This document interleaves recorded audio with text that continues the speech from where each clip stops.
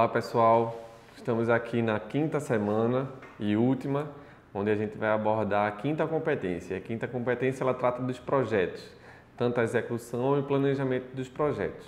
Então, para essa quinta semana, eu achei importante a gente falar sobre o projeto político-pedagógico da escola.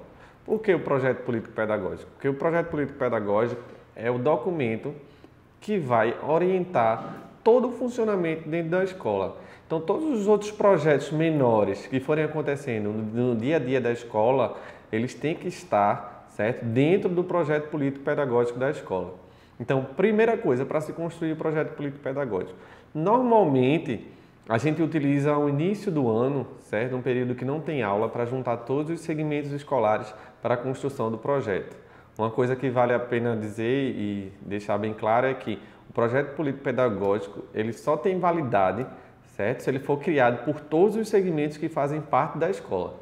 Então, quando o projeto político-pedagógico ele não é criado por todos os segmentos que fazem parte da escola, esse projeto ele não tem a cara da escola, certo? E ele não é reconhecido pela comunidade escolar. Então, para fazer com que esse projeto seja reconhecido pela comunidade escolar, ele tem que ser construído, certo, de forma colaborativa com todos os segmentos.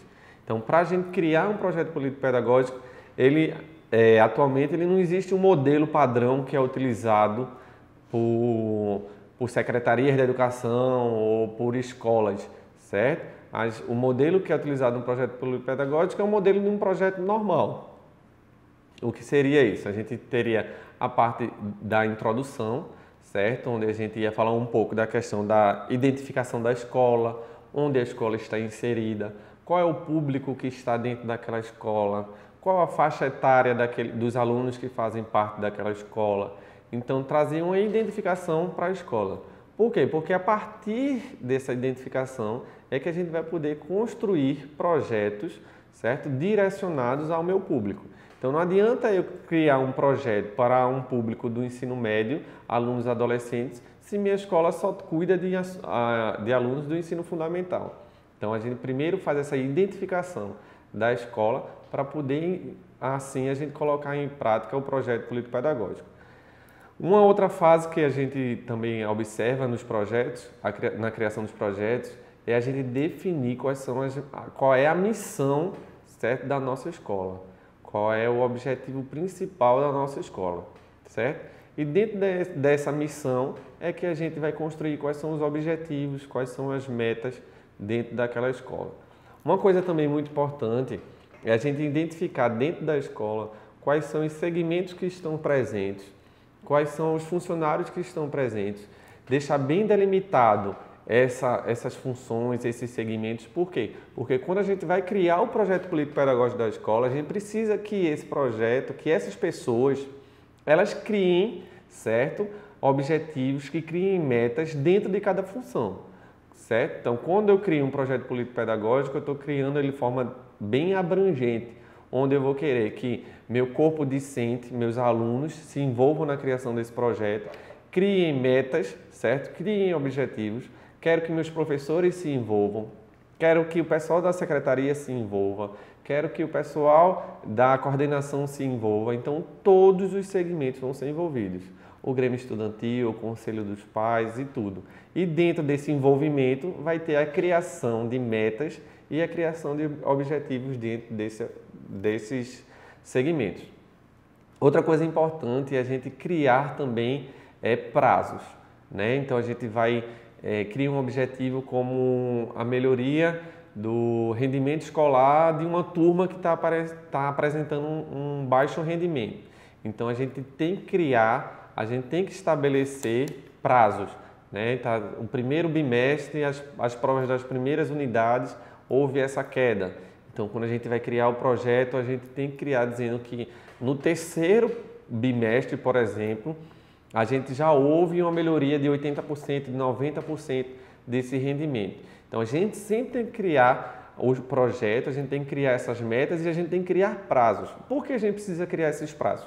Porque a gente precisa avaliar se realmente aquele projeto está funcionando, certo? Então, quando eu estou falando sobre rendimento, quando eu estou falando sobre aluno. Outras coisas que a gente pode colocar dentro do projeto político-pedagógico da escola é o quê? São os projetos menores. Então, por exemplo, se existe uma área, se sua escola é separada por áreas, áreas de exatas, de humanas, de ciências da natureza.